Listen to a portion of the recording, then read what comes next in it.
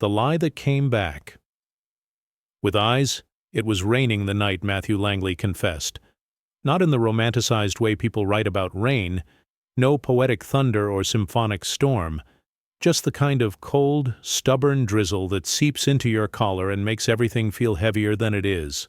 The kind of rain you don't notice until your bones feel guilty, and then you realize it's not just the weather that's weighing you down.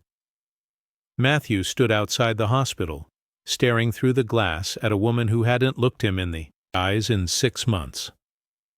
Her name was Claire.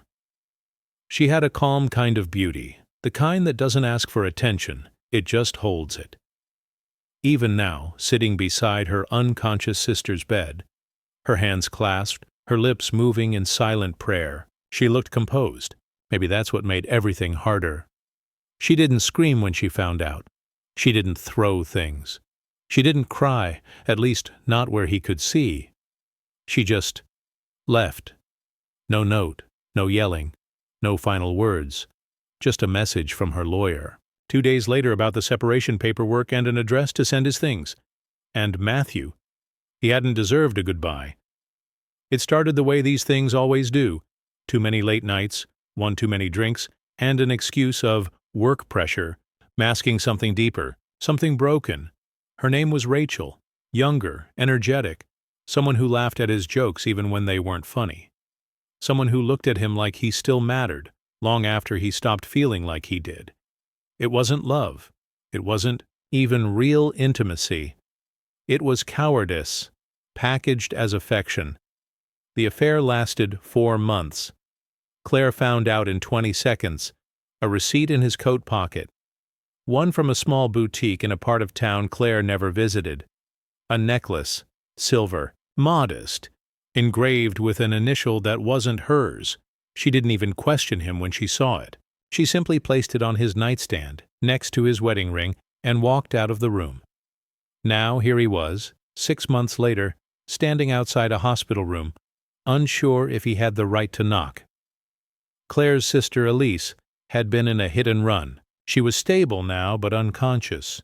Claire had flown in from San Diego to be with her, and word traveled fast in small towns. Matthew heard the news the way people hear about lost dogs or church bake sales, quietly and from the neighbor who still believed he deserved forgiveness. He didn't. But something compelled him here anyway. He stepped inside. Claire didn't. "Look up," I heard, he said softly, hands buried deep in his coat pockets. "I just wanted to make sure you were okay." Silence. Then, "I'm not," she whispered. "But thanks." She didn't turn, didn't acknowledge him beyond those 3 words. Her hand stayed on Elise's arm, her fingers brushing gently like she was keeping her tethered to life. Matthew took a step closer, hesitant. "I never said I was sorry. Not really." Still nothing. He studied her profile, the way her lashes rested against her cheek, the tension in her jaw, the way her knuckles had gone pale from gripping Elise's wrist. "I was weak," he continued, "and selfish, and I don't expect anything from you. I just needed you to know that I wake up every day knowing I traded everything for nothing." Finally, she turned to face him. Her eyes weren't angry. They weren't soft either, just tired. A kind of weariness that comes when someone you love breaks something that can't be put back together the same way. "Do you think that makes me feel better?" she asked. "No." "Then why say it?" "Because I need it to hurt."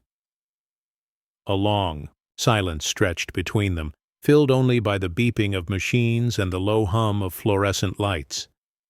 Then Claire said something that would haunt him for weeks after. "Matthew, I believed in you more than anyone. You weren't supposed to be the one who broke me." That night, Matthew didn't go home. He checked into a cheap motel off the highway, the kind with buzzing neon signs and paper-thin walls.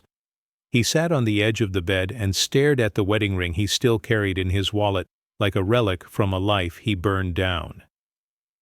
He remembered something Claire once said after her mother passed away.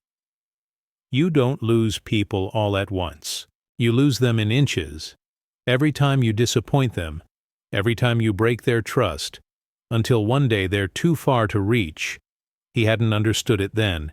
He did now. He didn't cry. He didn't drink. He didn't scream. He just sat in the dark and felt every inch of loss settle in his chest like bricks. The next morning, he got a call. It was Claire.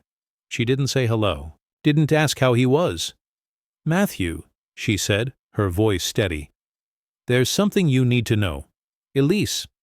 She woke up last night." His breath caught. "She said it wasn't an accident. She remembers the car. She thinks she was followed." A beat of silence. "They might come back." The man who stayed.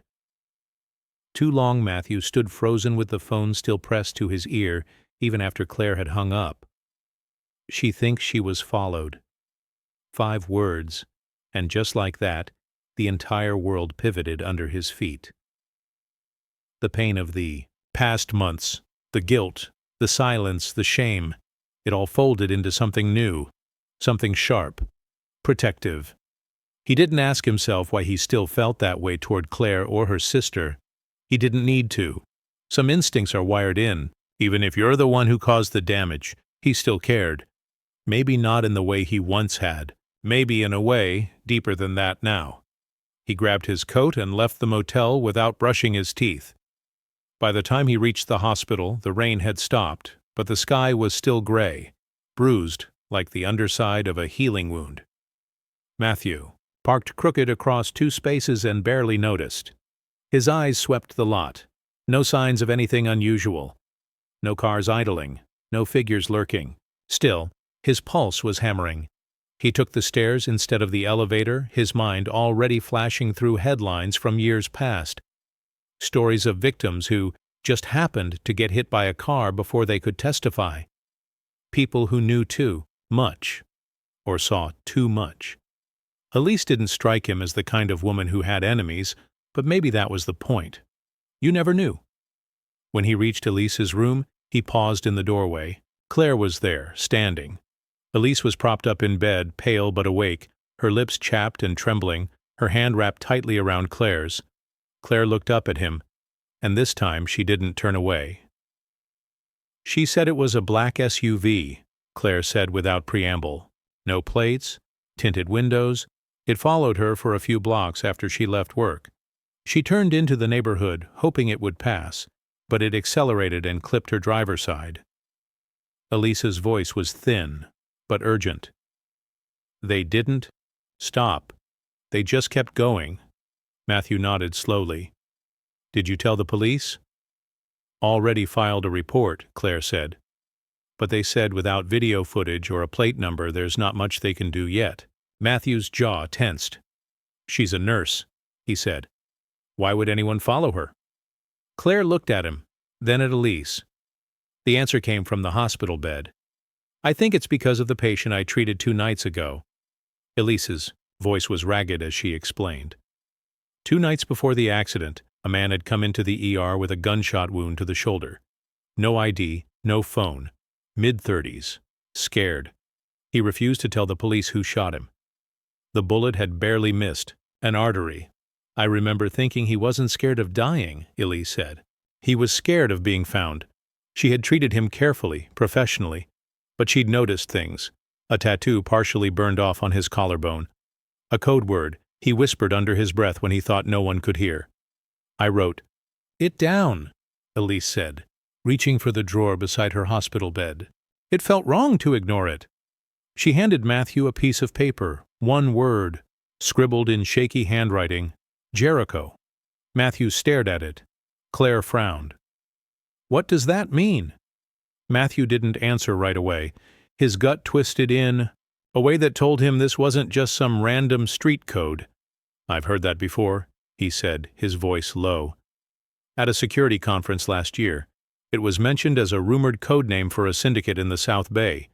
People say, it's an arms pipeline disguised as logistics. Very quiet. Very violent." Claire stared. "How do you even know that?" He gave her a half-hearted smile. "You forget who I used to be before I became your biggest disappointment. I didn't always work in construction. I was in private security, government contracts, surveillance analysis. I saw things, Claire." He looked back at the note. "If Your sister wrote this down, and someone found out. Yeah, it makes sense they'd want to keep her quiet. Claire didn't speak for a moment. Then, so now what? Matthew looked at both of them, and for the first time in months he felt like the version of himself he had lost. The man who used to solve problems instead of creating them. I'm not letting either of you out of my sight. They released Elise later that afternoon, with warnings to rest and watch for signs of a concussion. Claire wheeled her out in silence, while Matthew flanked them like a bodyguard no one hired. Claire's rental car was too small to carry them all comfortably, so Matthew drove them back in his beat-up Honda Civic, following closely behind, eyes scanning every intersection. He wasn't paranoid, he was prepared. At Claire's Airbnb, a modest second-floor walk-up in a quiet residential part of town, Matthew triple-checked the locks, drew the blinds, and made a mental map of every possible exit. "I'll take the couch," he said, without waiting for a response. "You don't have to stay here," Claire said softly. "We're not your responsibility." He looked at her. Really looked. The dark circles under her eyes. The weight she carried like armor. He didn't say the things that came to mind, that he owed her more than this, that protecting her now was the only thing that made sense in a world where he'd made so many mistakes. "I know," he said, "but I'm staying anyway." That night, while the two sisters slept in separate rooms, Matthew stayed awake on the couch, phone in hand, searching everything he could about Jericho. Most of the results were religious references, articles about the biblical city, and a few conspiracy threads. But one post on a deep web forum caught his eye. It was short, almost poetic in its simplicity. Jericho isn't a place. It's a ghost. If it shows up in your life, someone is about to vanish. Matthew stared at the screen long after the message disappeared. He must have dozed off sometime around 4 a.m. Because the next thing he heard was glass shattering. Then Claire screaming. His name, then a gunshot. The shot that wasn't meant for him. The sound of shattering glass had barely registered before the gunshot cracked through the silence like thunder. Matthew's body moved faster than his mind. Years of training, buried deep beneath months of regret, took over. He rolled off the couch, heart hammering, and hit the floor hard. The living room was a mess of shadows, the faint glow of a street lamp filtering through the blinds. Claire's scream had come from the hallway. The shot had come from there, too. He crawled low, grabbed the fireplace poker from beside the hearth, ridiculous weapon, but it was something, and sprinted barefoot toward the hallway. "Elise!" Claire cried out. "Claire!" Matthew barked. "Get back!" He rounded the corner just as a second crash echoed through the apartment, this time from the back bedroom. Elise's, and then footsteps. Not running. Controlled. Leaving. Matthew flung the door open in time to catch the silhouette of a man in a black hoodie sliding out the broken window and vanishing into the dark.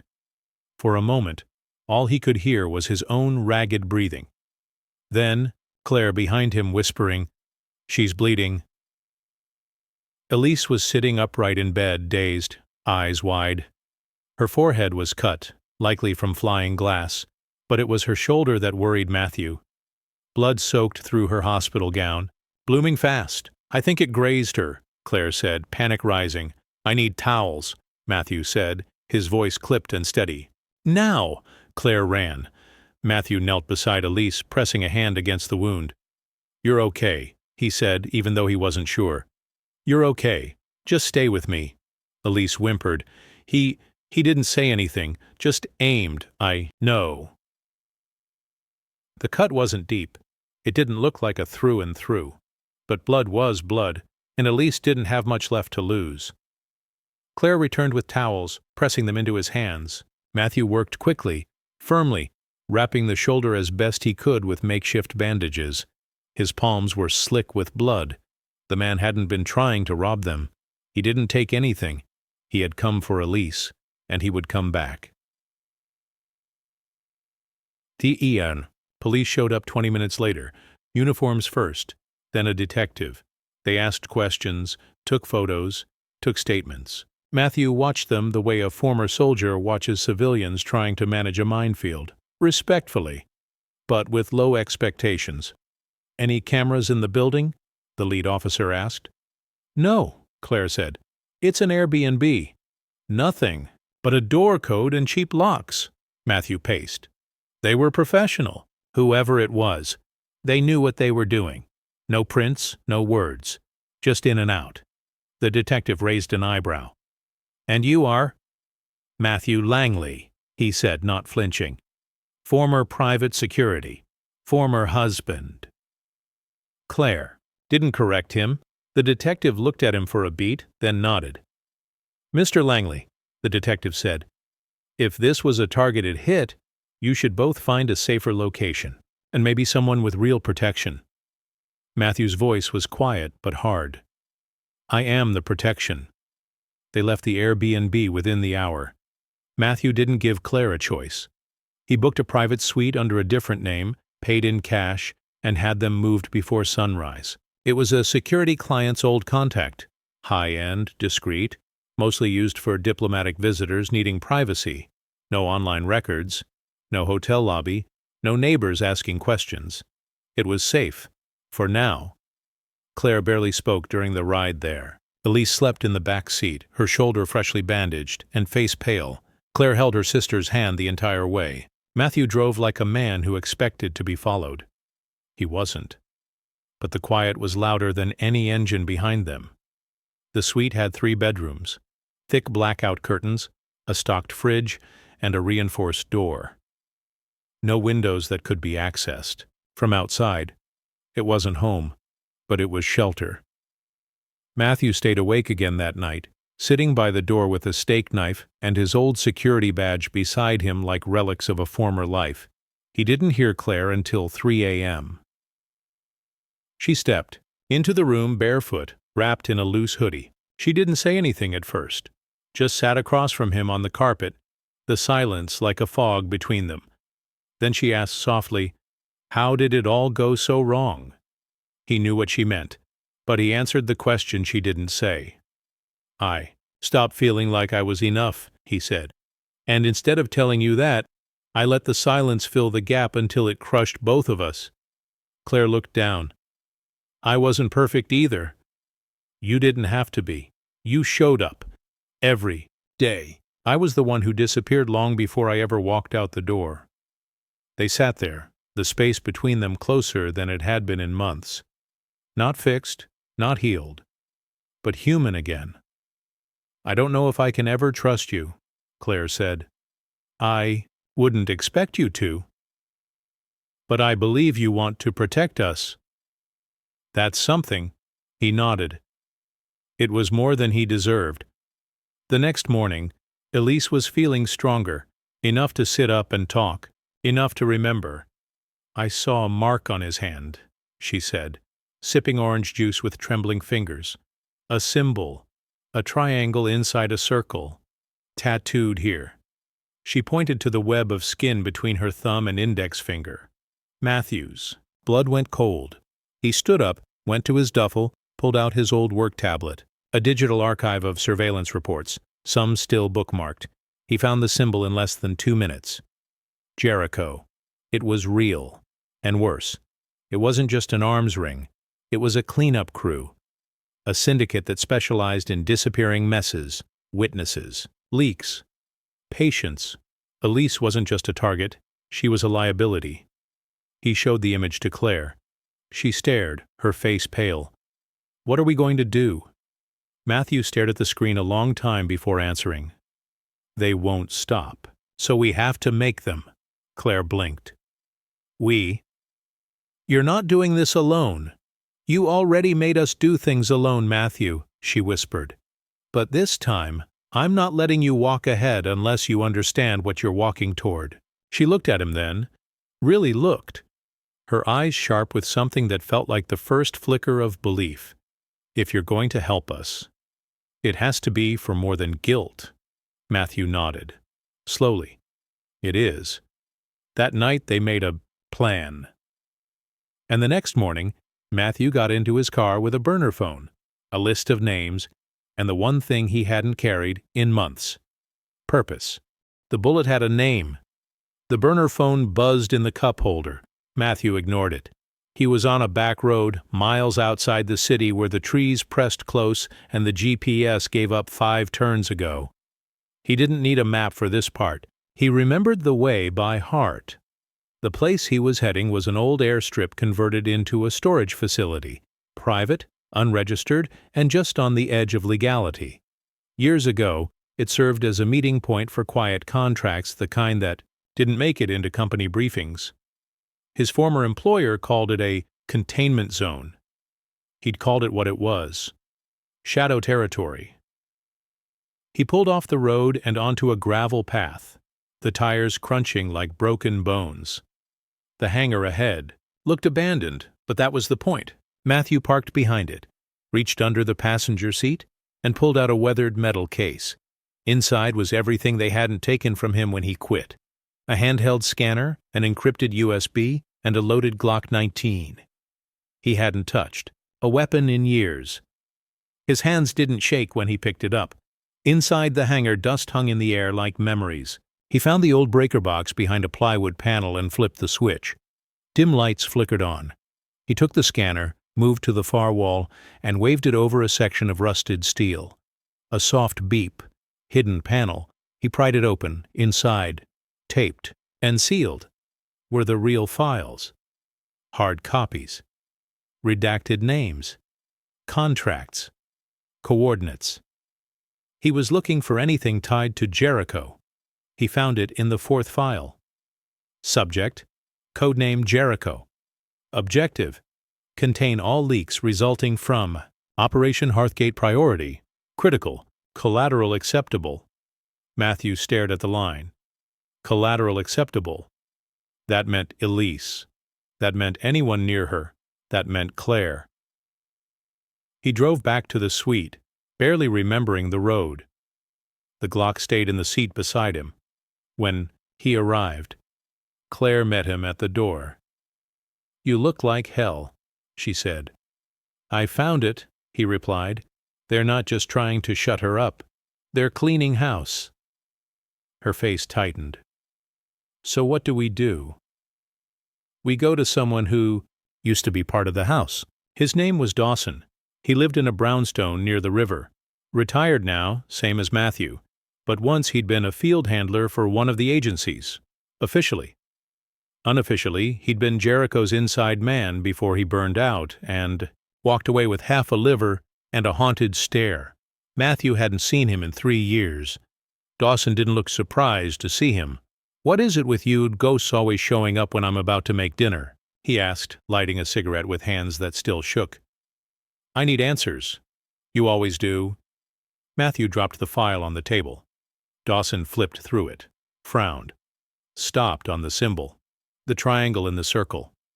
"Well," he said, exhaling smoke, "guess you finally found the edge of the map. They came after Elise. They won't stop. I need to know who's running this now. I need to know who gave the kill order." Dawson took a long drag and looked at him. "You don't want to go down that road."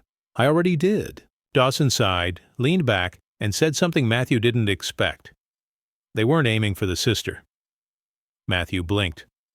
"What? The hit at the Airbnb? That wasn't a cleanup. That was a warning shot. Meant for Claire." Matthew's stomach dropped. "Why?" "Because you got involved again. And Jericho doesn't like loose ends reappearing, especially ones with history." He stared at Dawson. "You're saying I brought this to her doorstep?" "I'm saying she was safe until you started digging. You stirred a pot that was already boiling." Matthew drove back slower this time. He had always thought the worst thing he'd done to Claire was betrayal. But now, this. He hadn't just broken her trust. He might have put a target on her back. At the suite, Claire was sitting in the kitchen, cradling a mug of untouched tea. "I need to talk to you," he said. "Then talk." "I thought they were after Elise." but it might be you. Because of me." She looked up, face unreadable. He took a breath. "I didn't protect you. I destroyed you. And now I may have dragged you into something you had nothing to do with." Again, Claire nodded slowly. "Why are you telling me this?" "Because if anything happens, I need you to know I won't run. Not this time. I know." Her voice was soft. Matthew blinked. "You do?" She looked at him for a long time. "You stayed. You bled with us. You didn't hide when it got hard. That's not nothing." That night, the suite was silent, until the power cut out. Matthew was on his feet instantly, Glock in hand. He moved fast, quiet. Claire and Elise were already in the safe room, a fortified walk-in closet he'd reinforced earlier. He stood by the door, waiting, and then they came. 2 shadows, silent, one at the front, one scaling the balcony. He fired first, dropped one, but the second, faster, slipped inside. Matthew turned, gun raised, and for the second time in his life he hesitated, because the man wasn't aiming at him, he was aiming at Claire. Matthew moved without thinking, and then the bullet hit him in the chest. Redemption doesn't come. Cheap. The sound of the shot echoed through the suite like a slammed door to another world. Matthew hit the ground hard, his body twisted, arm flailing backward, the gun skittering across the hardwood floor. He didn't feel pain at first, just the numbing heat in his chest, a ringing in his ears, and Claire's scream, raw and animal. Time did that thing it sometimes does. It cracked wide open and let everything slow. He saw the second man in black pivot toward Claire, saw her frozen, saw Elise's bedroom door swing open, and then everything changed again. Elise didn't run. She stepped out with the fireplace poker Matthew had used days earlier, her shoulder still wrapped in gauze. Her arm trembling, she swung once. It was enough. The intruder buckled, stunned, not down. But it bought Claire time, just enough. She dove for Matthew's Glock, fumbled, grabbed it wrong. The weight was foreign, in her hands, but she aimed anyway, and she fired. The man collapsed, his body thudding against the wall. Then, silence. Matthew was still breathing. Barely. Claire dropped the gun and dropped beside him, her hands pressed against his chest, feeling warmth that shouldn't be there. "Stay with me," she whispered. "Don't do this. Not now." His eyes fluttered open. "Hey, don't talk. I figured this would make up for a few things. It won't, but I'm still not letting you die." She pressed her hands harder. Elise scrambled into the room, already calling 911. Her voice was steadier than it had been all week. "You're going to be okay," Claire said. "You have to be." Matthew smiled, weakly but real. "You never said that before." "I never needed you alive before." He survived.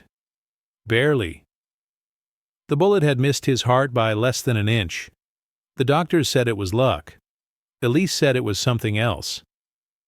"He moved before the man even pulled the trigger," she told Claire. "At the hospital. He was always going to take the bullet." Claire hadn't cried when Matthew cheated, but she cried now, not in the dramatic, messy way, just a quiet stream down her cheeks while she held his hand and watched the heart monitor beep its slow, stubborn rhythm. 2 weeks later, the police made arrests. The man Claire shot survived and gave up names. Jericho had been watching Elise since the hospital, worried she'd seen something, remembered too much. The hit had never been fully approved. It was a rogue cell, acting to impress someone higher up. But they didn't count on Claire being there. They didn't count on Matthew staying. And they definitely didn't count on him throwing himself in front of a gun for the woman he betrayed. Matthew left the hospital with a cane, a new scar, and a silence that didn't hurt anymore. Claire picked him up, They didn't say much on the drive. They didn't need to.